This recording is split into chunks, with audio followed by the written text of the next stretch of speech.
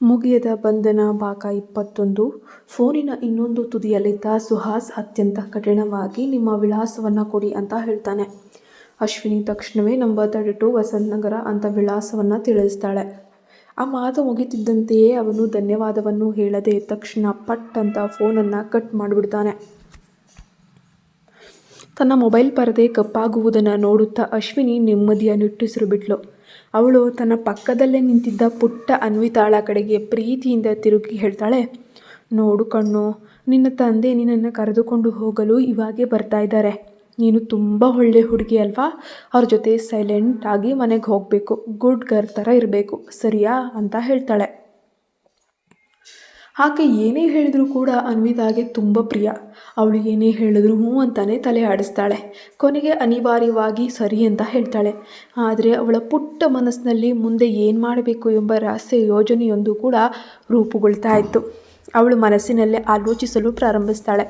ಕೊನೆಗೆ ತನಗೆ ಜನ್ಮ ನೀಡಿದ ಸುಂದರ ತಾಯಿಯ ಜೊತೆ ಸ್ವಲ್ಪ ಸಮಯ ಕಳೆಯುವ ಅಪರೂಪದ ಅವಕಾಶ ಸಿಕ್ಕಿದೆ. ಆಗಿರುವಾಗ ಅಷ್ಟು ಬೇಗ ಅವಳಿಂದ ದೂರವಾಗಲು ಅನ್ವಿತಾಗೆ ಕಿಂಚಿತ್ತೂ ಮನಸ್ಸೇ ಇರಲಿಲ್ಲ. ಆದರೆ ಅಪ್ಪ ಇಲ್ಲೇ ನನ್ನ ಕರೆದುಕೊಂಡು ಹೋಗಿ ಬರ್ತಿದ್ದಾರಲ್ವಾ, ನಾನು ಇಲ್ಲೇ ಅಮ್ಮನ ಜೊತೆ ಇರಲು ಏನು ಮಾಡಲಿ ಅಂತ ಅವಳು ತೀವ್ರವಾಗಿ ಯೋಚನೆ ಮಾಡ್ತಾಯಿದ್ಳು.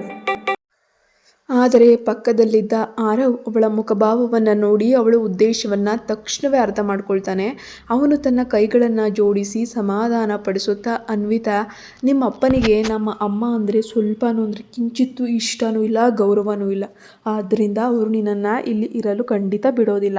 ಆ ಯೋಚನೆಯನ್ನು ಮೊದಲು ಬಿಟ್ಟುಬಿಡು ಅಂತ ಹೇಳ್ತಾನೆ. ಅದನ್ನು ಕೇಳಿ ಅನ್ವಿತಾಳ ಪ್ರಕಾಶಮಾನವಾದ ಕಣ್ಣುಗಳು ತಕ್ಷಣವೇ ಕತ್ತಲಾದವು. ಆರೋ ಹೇಳಿದ್ದು ನಿಜವಾಗ್ಲೂ ನಿಜ. ಅಪ್ಪನಿಗೆ ಇವರೆಂದರೆ ಸ್ವಲ್ಪವೂ ಇಷ್ಟವೂ ಇಲ್ಲ, ಏನಿಲ್ಲ. ಅವರು ನನ್ನ ಕಣ್ಣೆದುರೇ ಇವರ ಜೊತೆ ಜಗಳವಾಡ್ತಿದ್ರು. ಆದರೆ ನನಗೆ ಮಾತ್ರ ಈ ಅಶ್ವಿನಿ ಆಂಟಿ ಅಂದರೆ ತುಂಬ ಪ್ರಾಣ ಅಂತ ಅನ್ವಿತಾ ಮನಸ್ಸಿನಲ್ಲೇ ನೊಂದ್ಲು. ಇಂದು ಬೆಳಗ್ಗೆಯಿಂದಲೇ ಅವಳಿಗೆ ಅಶ್ವಿನಿಯನ್ನು ನೋಡಬೇಕು ಅನ್ನುವಂತಹ ತೀವ್ರ ತವಕ ಇತ್ತು. ತನಗೆ ಏಕೆ ಹೀಗನ್ನಿಸ್ತದೆ ಎಂದು ಆ ಮಗುವಿಗೆ ತಿಳಿದಿರಲಿಲ್ಲ. ಆದರೆ ತನ್ನನ್ನು ದಿನವಿಡೀ ಆರೈಕೆ ಮಾಡುವ ಗೀತಾಳಿಗಿಂತಲೂ ಹೆಚ್ಚು ನಿಕಟತೆ ಮತ್ತು ಮಾತೃತ್ವದ ಬೆಚ್ಚಗಿನ ಅನುಭವ ಈ ಅಶ್ವಿನಿ ಆಂಟಿಯ ಬಳಿ ಅವಳಿಗೆ ಸಿಗ್ತಾ ಇತ್ತು. ಅದೇ ಸಮಯದಲ್ಲಿ ಅನ್ವಿತಾಗೆ ತಲೆಗೆ ಒಂದು ಸಂಪೂರ್ಣವಾದ ಸೂಪರಾದ ಒಂದು ಐಡಿಯಾ ಹೊಳೆಯುತ್ತೆ. ಇಂದು ಬೆಳಗ್ಗೆ ಅವಳು ಮನೆಯಿಂದ ಯಾರೂ ಇಲ್ದಿದ್ದಾಗ ಹೊರಡುವಾಗ ಅಶ್ವಿನಿ ಮತ್ತು ತನ್ನಿಬ್ಬರು ಅಣ್ಣಂದಿರಿಗಾಗಿ ಅತ್ಯಂತ ಪ್ರೀತಿಯಿಂದ ಕೆಲವೊಂದಷ್ಟು ಉಡುಗೊರೆಗಳನ್ನು ತನ್ನ ಬ್ಯಾಗ್ನಲ್ಲಿ ತಂದಿದ್ಲು. ಅದು ನೆನಪಾಗ್ತಿದ್ದಂಗೆ ಅವಳು ಬೇಗನೆ ಹಾಸಿಗೆಯಿಂದ ಕೆಳಗಾರಿ ತನ್ನ ಸಣ್ಣ ಬೆನ್ನು ಹುರಿಯನ್ನು ತೆರೆದು ಬ್ಯಾಕ್ ಪ್ಯಾಕನ್ನು ತೆಗೆದು ಉಡುಗೊರೆಗಳನ್ನು ಹುಡುಕ್ತಾಳೆ. ತಕ್ಷಣ ಒಂದು ಸಣ್ಣದಾದ ಸೊಗಸಾದ ಹಿಮಾಗ್ಲೋಬ್ ಅನ್ನು ಹೊರತೆಗೆದು ಅದನ್ನು ತನ್ನ ಎರಡೂ ಪುಟ್ಟ ಕೈಗಳಿಂದ ಹಿಡಿದು ಅಶ್ವಿನಿಯ ಮುಂದೆ ನಿಂತಳು. ಅಶ್ವಿನಿ ಅತ್ಯಂತ ಗೊಂದಲದಿಂದ ಅವಳನ್ನು ನೋಡಿದ್ಲು. ಅನ್ವಿತಾ ಮತ್ತೊಂದು ಹೆಜ್ಜೆ ಮುಂದಿಟ್ಟು ಆ ಸುಂದರ ಉಡುಗೆಯನ್ನು ಅಶ್ವಿನಿಯ ಕೈಗೆ ನೀಡುತ್ತಾ ಕಣ್ಣುಗಳಲ್ಲಿ ಅಪಾರ ನಿರೀಕ್ಷೆಯೊಂದಿಗೆ ನಿಂತಳು. ಅಶ್ವಿನಿ ನಿಧಾನವಾಗಿ ಅವಳ ಕೈಯಿಂದ ಗಾಜಿನ ಹಿಮಗೋಳವನ್ನು ತನ್ನ ಕೈಗೆ ತೆಗೆದುಕೊಂಡು, ಇದು ನಿಜವಾಗಿಯೂ ನನಗೇನ ಕಣ್ಣು ಅಂತ ಅಶ್ವಿನಿ ಬಹಳ ಆಶ್ಚರ್ಯದಿಂದ ಕೇಳ್ತಾಳೆ. ಅನ್ವಿತಾ ಬೆಳಗುವ ಮುಖದಿಂದ ತಲೆ ಆಡಿಸಿ ತನ್ನ ನೋಟ್ಬುಕ್ನಲ್ಲಿ, ಇದು ನಿನಗಾಗಿ, ನನಗೆ ನೀನು ಅಂದರೆ ತುಂಬ ಇಷ್ಟ ಅಂತ ಬರೆದು ತೋರಿಸ್ತಾಳೆ. ಆ ಮುಗ್ಧ ಮನಸ್ಸಿನ ಪ್ರೀತಿಯನ್ನು ಕಂಡು ಅಶ್ವಿನಿಗೆ ನಗದೆ ಇರೋಕ್ಕೆ ಸಾಧ್ಯವೇ ಆಗಲಿಲ್ಲ. ತುಂಬ ಧನ್ಯವಾದಗಳು ಅನ್ವಿತಾ, ನನಗೂ ನೀನಂದರೆ ತುಂಬ ಇಷ್ಟ ಅಂತ ಹೇಳುತ್ತಾ ಅಶ್ವಿನಿಯ ಆ ಪುಟ್ಟ ಮಗುವಿನ ತಲೆಯನ್ನು ಅಪಾರ ವಾತ್ಸಲ್ಯದಿಂದ ಸವರುತ್ತಾಳೆ. ಇತ್ತ ಆರವ್ ಆದಿತ್ಯ ಪುಟ್ಟ ತಂಗಿ ತಮಗೂ ಉಡುಗೊರೆಯನ್ನು ತಂದಿರ್ತಾಳೆ ಅಂತ ಕಲ್ಪಿಸಿಕೊಂಡಿರಲಿಲ್ಲ. ಅವರು ತಕ್ಷಣವೇ ಆಸೆಯಿಂದ ಹಾಸಿಗೆಯಿಂದ ಎದ್ದು ಓಡಿ ಬಂದರು. ಅನ್ವಿತಾ, ನೀನು ಅಮ್ಮನಿಗೆ ಅಷ್ಟೇ ಅಲ್ಲ, ನಮಗೂ ಉಡುಗೊರೆ ತಂದಿದೆಯಾ? ನಿನ್ನ ಬಳಿ ನಮಗಾಗಿ ಏನಾದರೂ ಇದೆಯಾ ಎಂಬ ಉತ್ಸಾಹದಿಂದ ಕೇಳ್ತಾರೆ. ಅನ್ವಿತಾ ಮುದ್ದಾಗಿ ನಗುತ್ತಾ ತಲೆ ಆಡಿಸಿ ಮತ್ತೆ ತನ್ನ ಬೆನ್ನ ಹುರಿಯೊಳಗೆ ಕೈ ಹಾಕಿ ಹುಡುಕಿದ್ಲು. ಸ್ವಲ್ಪ ಸಮಯದಲ್ಲೇ 2 ಸುಂದರವಾದ ರೇಸಿಂಗ್ ಕಾರ್ ಆಟಿಕೆಗಳನ್ನು ಹೊರತೆಗೆದು ಆ ಹುಡುಗರ ಬಳಿಗೆ ಓಡ್ತಾಳೆ. ಅದನ್ನು ಕಂಡ ತಕ್ಷಣವೇ ಆರವ್ ಮತ್ತು ಆದಿತ್ಯರ ಕಣ್ಣುಗಳು ಆನಂದದಿಂದ ಬೆಳಗಿದ್ವು. ಅನ್ವಿತಾ ತಂದ ಆಟಿಕೆಗಳನ್ನು ನೋಡಿ ಆರವ್ ಮತ್ತು ಆದಿತ್ಯ ತುಂಬ ಅಂದರೆ ತುಂಬ ಸಂತೋಷಪಟ್ಟಿದ್ದಾರೆ. ಅಷ್ಟರಲ್ಲಿ ಸುಹಾಸ್ ಕಾರ್ನಲ್ಲಿ ಅಶ್ವಿನಿಯ ಮನೆಗೆ ಬಂದಿಳಿಯುತ್ತಾನೆ. ಮನೆಯೊಳಗೆ ಮಗಳು ಇವರ ಜೊತೆ ನಗುತ್ತಾ ಆಟವಾಡುತ್ತಿರುವುದನ್ನು ಕಂಡ ಸುಹಾಸ್ನ ಆಕ್ರೋಶ ಹೇಗಿರುತ್ತೆ. ಆರವ್ ಮತ್ತು ಆದಿತ್ಯನ ಬಾಲ್ಯದಿಂದಲೂ ಇಂತಹ ಸ್ಪೋರ್ಟ್ಸ್ ರೇಸಿಂಗ್ ಕಾರ್ಗಳೊಂದಿಗೆ ಆಟವಾಡುವುದೆಂದರೆ ಅದರಲ್ಲೂ ಹುಡುಗರಿಗೆ ಪಂಚಪ್ರಾಣ. ಅಶ್ವಿನಿ ಕೂಡ ಹಾಗಾಗಿ ಅವರಿಗೆ ಇಂತಹ ಅಪರೂಪದ ಆಟಿಕೆಗಳನ್ನು ತಂದು ಕೊಡ್ತಾನೆ ಇರ್ತಾಳೆ. ವಾಸ್ತವವಾಗಿ ಇಬ್ಬರು ಹುಡುಗರು ಕಳೆದ ಕೆಲವು ದಿನಗಳಿಂದ ಈ ನಿರ್ದಿಷ್ಟ ಮಾದರಿಯ 2 ಕಾರ್ಗಳ ಮೇಲೆ ಕಣ್ಣಿಟ್ಟಿದ್ರು. ಆದರೆ ತಮ್ಮ ತಾಯಿಯನ್ನು ಅದನ್ನು ವಿನಾಕಾರಣ ಖರೀದಿಸಿಕೊಡಿ ಅಂತ ಹೇಳೋಕೆ ಅವರಿಗೆ ಸೂಕ್ತ ಕಾರಣನೇ ಸಿಗಲಿಲ್ಲ. ಆ ಆಟಿಕೆಗಳು ಸ್ವಲ್ಪ ದುಬಾರಿಯಾಗಿದ್ದರಿಂದ ಸಹ ಅನ್ವಿತಾ ತನ್ನ ಅಣ್ಣಂದಿರಿಗಾಗಿ ಅತ್ಯಂತ ಪ್ರೀತಿಯಿಂದ ಅವುಗಳನ್ನು ತಂದಿದ್ಲು. ತನ್ನ ತಾಯಿ ಅಶ್ವಿನಿ ತಮ್ಮನ್ನು ಬೆಳೆಸಿದ ರೀತಿ, ಆಟಿಕೆಗಳು ತಮಗೆ ಎಷ್ಟೇ ಇಷ್ಟವಾಗಿದ್ದರೂ ಸಹ ಅವು ತುಂಬ ದುಬಾರಿ ಎಂಬ ಸತ್ಯ ಮುಗ್ಧ ಮಕ್ಕಳಿಗೆ ತಿಳಿದಿತ್ತು. ಆದ್ದರಿಂದ ಆರವ್ ಮತ್ತು ಆದಿತ್ಯ ಇಬ್ಬರು ಪರಸ್ಪರ ಮುಖ ನೋಡಿಕೊಂಡು ಒಪ್ಪಿಗೆ ಸೂಚಿಸದೆ ತಲೆಯಾಡಿಸಿದ್ರು. ಅನ್ವಿತಾ, ನಾವು ಈ ಆಟಿಕೆಯನ್ನು ಸ್ವೀಕರಿಸಲು ಸಾಧ್ಯವಿಲ್ಲ, ಇದು ತುಂಬ ದುಬಾರಿಯಾಗಿದೆ ಅಂತ ನಯವಾಗಿಯೇ ನಿರಾಕರಿಸಿದ್ರು. ಆರವ್ ಮತ್ತು ಆದಿತ್ಯ ಆ ಆಟಿಕೆಗಳನ್ನು ಬೇಡ ಎಂದಿದ್ದನ್ನು ನೋಡಿ ಅನ್ವಿತಾ ಗೊಂದಲದಿಂದ ತಲೆ ತಗ್ಗಿಸ್ತಾಳೆ. ನಂತರ ಆ ಕಾರುಗಳನ್ನು ಅವರ ಪಕ್ಕದಲ್ಲೇ ಬಲವಂತವಾಗಿ ಇರಿಸಿ ಮತ್ತೆ ತನ್ನ ನೋಟ್ಬುಕ್ನಲ್ಲಿ ತೀವ್ರವಾಗಿ ಬರೆಯೋಕೆ ಶುರು ಮಾಡ್ತಾಳೆ. ಅವಳು ನೀವು ಧನ್ಯವಾದಗಳು ಸಹಾಯ ಮಾಡಿದ್ದಕ್ಕೆ ಅಂತ ಬರೆದು ತೋರಿಸ್ತಾಳೆ. ಅವಳು ಬರೆದ ಆ ಅಪೂರ್ಣ ವಾಕ್ಯದ ಅರ್ಥವಾಗದೆ ಆದಿತ್ಯ ಅವಳನ್ನು ಗೊಂದಲದಿಂದ ನೋಡ್ತಾನೆ. ಇವಳಿಗೆ ಇನ್ನೂ ಸಂಪೂರ್ಣ ವಾಕ್ಯ ಬರೆಯಲು ಬರುವುದಿಲ್ಲ, ಅವಳು ನಿಜಕ್ಕೂ ಏನು ಹೇಳಲು ಹೊರಟಿದ್ದಾಳೆ ಅಂತ ಯೋಚಿಸ್ತಾನೆ. ಆರವ್ ಕೂಡ ಮೊದಲಿಗೆ ಗೊಂದಲಕ್ಕೊಳಗಾಗ್ತಾನೆ. ಆದರೆ ಅವನಿಗೆ ಇದ್ದಕ್ಕಿದ್ದಂತೆ ಅವಳ ಇಂಗಿತ ಅರ್ಥವಾಯಿತು. ಅದರ ಅರ್ಥ, ನಾವು ಇತ್ತೀಚೆಗೆ ಶಾಲೆಯಲ್ಲಿ ಅವಳಿಗೆ ನೀಡಿದ ಸಹಾಯಕ್ಕಾಗಿ ಅವಳು ನಮಗೆ ಧನ್ಯವಾದ ಹೇಳುತ್ತಿದ್ದಾಳೆ ಅಂತ ಕೇಳ್ತಾನೆ. ಅನ್ವಿತಾ ಉತ್ಸಾಹದಿಂದ ತನ್ನ ಮುಖದಲ್ಲಿ ಮಂದಹಾಸವನ್ನು ಬೀರುತ್ತಾ ತಲೆಯಾಡಿಸಿದ್ಲು. ಅದನ್ನು ಕಂಡ ಆದಿತ್ಯ ತನ್ನ ಕೈಯಲ್ಲಿದ್ದ ಪುಸ್ತಕವನ್ನು ಕೆಳಗಿಟ್ಟು ಆ ಆಟಿಕೆ ಕಾರುಗಳನ್ನು ಮತ್ತೆ ತನ್ನ ಕಣ್ಣುಗಳ ಮುಂದೆ ಹಿಡಿದುಕೊಂಡು ಸಂತಸವನ್ನು ವ್ಯಕ್ತಪಡಿಸ್ತಾನೆ. ಈಗ ಅಶ್ವಿನಿಗೆ ಈ ಹಿಂದೆ ಕಿಂಡರ್ ಗಾರ್ಡನ್ ಶಾಲೆಯ ಶಿಕ್ಷಕಿ ಹೇಳಿದ ಮಾತು ನೆನಪಾಯಿತು. ಆರವ್ ಮತ್ತು ಆದಿತ್ಯ ಇಬ್ಬರು ಶಾಲೆಯಲ್ಲಿ ಅನ್ವಿತಾಳನ್ನು ಯಾವುದೋ ದೊಡ್ಡ ಆಪತ್ತಿನಿಂದ ರಕ್ಷಿಸಿದ್ದಾರೆ ಎಂದು ಶಿಕ್ಷಕಿ ಹೇಳಿದ್ದಾರೆ. ಟೀಚರ್ ಹಾಗೆ ಹೇಳಿದ್ದು ನನಗೂ ನೆನಪಿದೆ. ಆದರೆ ನಿಜವಾಗಿ ಆ ದಿನ ಶಾಲೆಯಲ್ಲಿ ಮಗುವಿಗೆ ಏನಾಗಿತ್ತು ಅಂತ ಅಶ್ವಿನಿ ಕೂಡ ಯೋಚಿಸಿದ್ಲು. ಆದರೆ ಅನ್ವಿತಾಳ ಕೃತಜ್ಞತೆಯ ವರ್ತನೆಯನ್ನು ನೋಡಿದರೆ ಆರವ್ ಆದಿತ್ಯ ಅವಳಿಗೆ ಮಾಡಿದ್ದು ಅತ್ಯಂತ ದೊಡ್ಡ ನೆರವು ಎಂಬುದು ಸ್ಪಷ್ಟವಾಗ್ತಿತ್ತು. ಅಶ್ವಿನಿಗೆ ಕುತೂಹಲ ತಡೆಯಲಾಗದೆ ಆರವ್ ಮತ್ತು ಆದಿತ್ಯ ಆ ದಿನ ಶಾಲೆಯಲ್ಲಿ ಅನ್ವಿತಾಗೆ ನಿಜವಾಗಿ ಏನಾಗಿತ್ತು, ನೀವು ಅವಳಿಗೆ ಹೇಗೆ ಸಹಾಯ ಮಾಡಿದ್ರಿ ಅಂತ ಕೇಳದೇ ಇರಲು ಸಾಧ್ಯವೇ ಆಗಲಿಲ್ಲ. ಶಾಲೆಯಲ್ಲಿ ಅನ್ವಿತಾಗೆ ಆದ ಆಪತ್ತೇನು, ಆರವ್ ಮತ್ತು ಆದಿತ್ಯ ತಮ್ಮ ತಂಗಿಯನ್ನು ಹೇಗೆ ಕಾಪಾಡಿಕೊಂಡ್ರು ಎಂಬ ರಹಸ್ಯ ಈಗ ಅಶ್ವಿನಿಗೆ ತಿಳಿಯಲಿದೆ. ಇಷ್ಟರಲ್ಲೇ ಸುಹಾಸ್ ಅಶ್ವಿನಿಯ ಮನೆ ಬಾಗಿಲಿಗೆ ಬಂದು ತಲುಪ್ತಾನೆ. ಶಾಲೆಯಲ್ಲಿ ಅನ್ವಿತಾಳನ್ನು ಮತ್ತೊಬ್ಬ ಕಿಡಿಗೇಡಿ ಹುಡುಗ ಬಲವಂತವಾಗಿ ತಳ್ಳಿದ್ರಿಂದ ಅವಳು ಕೆಳಗೆ ಬಿದ್ದು ಅವಳಿಗೆ ಪೆಟ್ಟಾಯಿತು ಎಂದು ಆರವ್ ಆ ದಿನ ನಡೆದ ಘಟನೆಯನ್ನು ವಿವರವಾಗಿ ತಿಳಿಸ್ತಾನೆ. ಆಗ ಆದಿತ್ಯ ಮತ್ತು ನಾನು ತಕ್ಷಣವೇ ಹೋಗಿ ಆ ಹುಡುಗ ಅನ್ವಿತಾಳ ಬಳಿ ಕ್ಷಮೆಯಾಚಿಸುವಂತೆ ಮಾಡಿದ್ವಿ. ನಂತರ ನಾವಿಬ್ಬರು ಅವಳನ್ನು ಶಾಲೆಯ ನರ್ಸ್ ಬಳಿ ಕರೆದೊಯ್ದು ಪ್ರಥಮ ಚಿಕಿತ್ಸೆ ಕೊಡಿಸಿದ್ವಿ ಅಂತ ಹೇಳ್ತಾನೆ. ಅಶ್ವಿನಿ ಸತ್ಯವನ್ನು ಅರ್ಥ ಮಾಡಿಕೊಂಡು ಸಮಾಧಾನದಿಂದ ತಲೆಯಾಡಿಸ್ತಾಳೆ. ಆಗ ಆದಿತ್ಯ ತನ್ನ ಕೈಯಲ್ಲಿದ್ದ ಆಟಿಕೆಗಳನ್ನು ಪ್ರೀತಿಯಿಂದ ನೋಡುತ್ತಾ, ಅಮ್ಮ, ನಮಗೆ ಈ ಉಡುಗೊರೆಗಳು ನಿಜವಾಗಿಯೂ ಸಿಗಬಹುದೇ, ನಾವು ಇವುಗಳನ್ನು ತೆಗೆದುಕೊಳ್ಳಬಹುದೇ ಅಂತ ಕೇಳ್ತಾನೆ. ಆ ಪುಟ್ಟ ಅನ್ವಿತಾ ಆಟಿಕೆಗಳನ್ನು ತನ್ನ ಕೈಯಲ್ಲಿ ಹಿಡ್ಕೊಂಡು ಹೋಗೋದನ್ನು ನೋಡಿ ಅವನಿಗೆ ಕೊಂಚ ದುಃಖವಾಗಿತ್ತು. ಅಶ್ವಿನಿ ಮೃದುವಾಗಿ ಮುಗುಳ್ನಕ್ಕಿ, ಸರಿ ಮಗು, ಇಬ್ಬರು ಸ್ವೀಕರಿಸಿ, ಅದರ ಪ್ರತಿಯಾಗಿ ನೀವು ಕೂಡ ಅವಳಿಗೆ ಯಾವುದಾದ್ರೂ ಒಳ್ಳೆಯ ಉಡುಗೊರೆಯನ್ನು ಕೊಟ್ಟು ಬಿಡಿ ಅಂತ ಹೇಳ್ತಾಳೆ. ಕೊನೆಗೆ ಆ ಇಬ್ಬರು ಹುಡುಗರು ಅನ್ವಿತಾಳಿಗೆ ಆಟಿಕೆ ಕಾರುಗಳನ್ನು ಸಂತೋಷದಿಂದ ತೆಗೆದುಕೊಂಡು ಅವಳಿಗೆ ಧನ್ಯವಾದ ಹೇಳಲು ಮರೆಯಲಿಲ್ಲ. ತುಂಬ ಧನ್ಯವಾದಗಳು ಅನ್ವಿತಾ, ನೀನು ಇಲ್ಲೇ ಕುಳಿತು ಕಾಯ್ತಾ ಇರು, ಸರಿಯಾ, ನಾವು ನಿನಗೆ ಪ್ರತಿಯಾಗಿ ಸುಂದರವಾದ ಉಡುಗೊರೆಗಳನ್ನು ತರ್ತೀವಿ ಎಂದು ಹೇಳಿ ಪ್ರತಿಯಾಗಿ ಏನನ್ನಾದರೂ ಕೊಡಲು ಅವರಿಬ್ಬರು ಉತ್ಸಾಹದಿಂದ ಮೇಲಿನ ಮಹಡಿಯ ಕೋಣೆಗೆ ಓಡ್ ಹೋಗ್ತಾರೆ. ಈಗ ಕೋಣೆಯಲ್ಲಿ ಅಶ್ವಿನಿ ಮತ್ತು ಅನ್ವಿತಾ ಮಾತ್ರ ಉಳಿದಿದ್ರು. ಆ ಪುಟ್ಟ ಮಗು ಅತ್ಯಂತ ವಿಧೇಯಳಾಗಿ ಸೋಫಾದ ಮೇಲೆ ಕುಳಿತಿದ್ದನ್ನು ನೋಡಿ ವೈದ್ಯೆಯು ತಾಯಿಯಾದ ಅಶ್ವಿನಿಗೆ ಕಳವಳವನ್ನು ವ್ಯಕ್ತಪಡಿಸ್ತಾಳೆ. ಮಗು, ನಿನ್ನ ಕೈ ಇನ್ನೂ ನೋಯ್ತಾ ಇದೆಯಾ ಎಂದು ಅವ್ಯಾಯಮಾನವಾಗಿ ಕೇಳಿದ್ದು. ಅದನ್ನು ಕೇಳಿದ ಅನ್ವಿತಾ ತಕ್ಷಣವೇ ಅಶ್ವಿನಿಯ ಹತ್ತಿರಕ್ಕೆ ನಡೆದು ಬಂದು ಆ ದಿನ ತನಗೆ ಆದ ಗಾಯವನ್ನು ತೋರಿಸಲು ತನ್ನ ಕುರ್ತಾದ ತೋಳನ್ನು ಎತ್ತಿ ಕೈಯನ್ನು ತೋರಿಸ್ತಾಳೆ. ಆ ಪುಟ್ಟ ಮಗುವಿಗೆ ಮುಸುಕಾದ ನಯವಾದ ಕೈಯಲ್ಲಿ ಮೂಗೇಟುಗೊಳಗಾದ ಕಪ್ಪು ಗಾಯವು ಸ್ಪಷ್ಟವಾಗಿ ಗೋಚರಿಸ್ತಾ ಇರುತ್ತೆ. ಅದನ್ನು ಕಂಡೊಡನೆ ಅಶ್ವಿನಿಯ ತಾಯಿ ಹೃದಯ ಪೂರ್ವಕವಾಗಿ ಕರಗೋಯಿತು. ಆ ಗಾಯವನ್ನು ಕೂಲಂಕುಷವಾಗಿ ಪರೀಕ್ಷಿಸಿ ಒಳಗಿನ ಮೂಳೆಗಳಿಗೆ ಯಾವುದೇ ತೊಂದರೆ ಇಲ್ಲ ಅನ್ನೋದನ್ನು ಖಚಿತಪಡಿಸ್ಕೊಂಡ ನಂತರವೇ ಅಶ್ವಿನಿಗೆ ಸಮಾಧಾನ ಆಯಿತು. ಮನೆಗೆ ಬಂದ ಮೇಲೆ ಇದಕ್ಕೆ ಯಾವುದೇ ಮುಲಾಮು ಹಚ್ಚಿಲ್ವ ಮಗು ಅಂತ ಕೇಳಿದರು.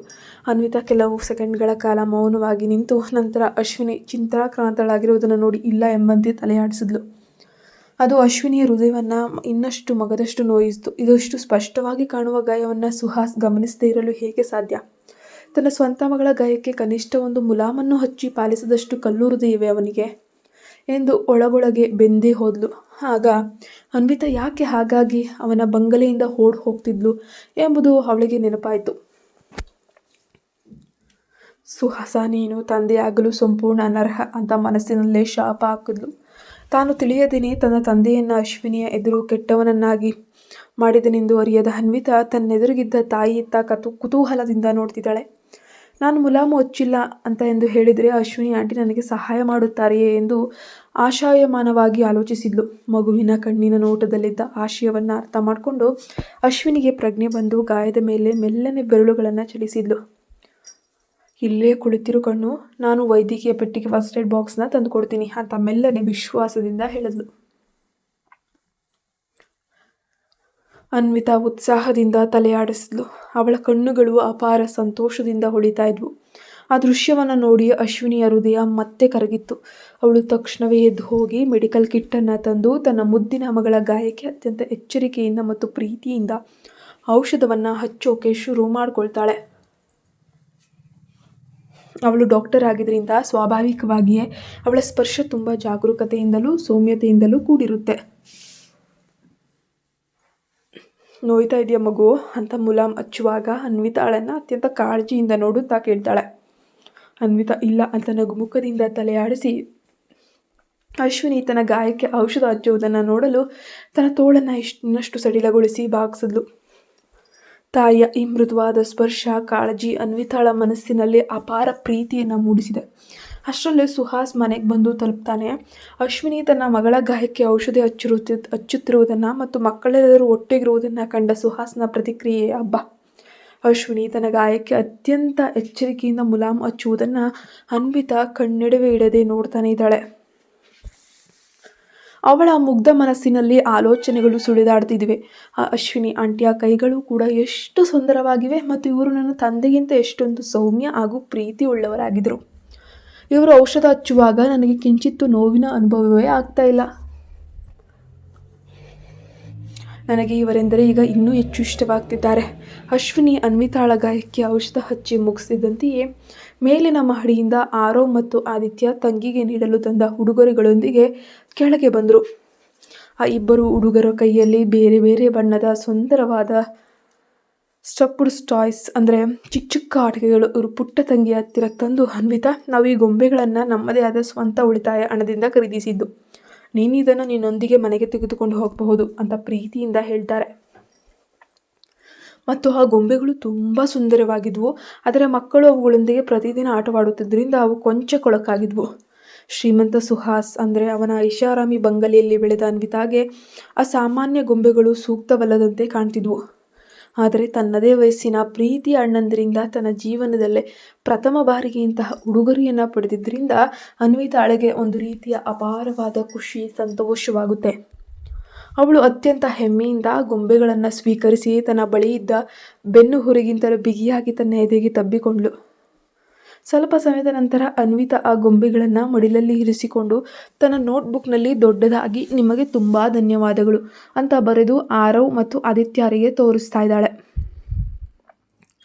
ಆರವ್ ಮತ್ತು ಆದಿತ್ಯ ಪುಟ್ಟ ತಂಗಿಯ ಮುಖದಲ್ಲಿ ಅಷ್ಟೊಂದು ಪ್ರಕಾಶಮಾನವಾದ ನಿಷ್ಕಲ್ಮಶವಾದ ಮುಗುಳು ನಗೆಯನ್ನು ಕಂಡದ್ದು ಅದೇ ಮೊದಲ ಬಾರಿಯಾಗಿತ್ತು.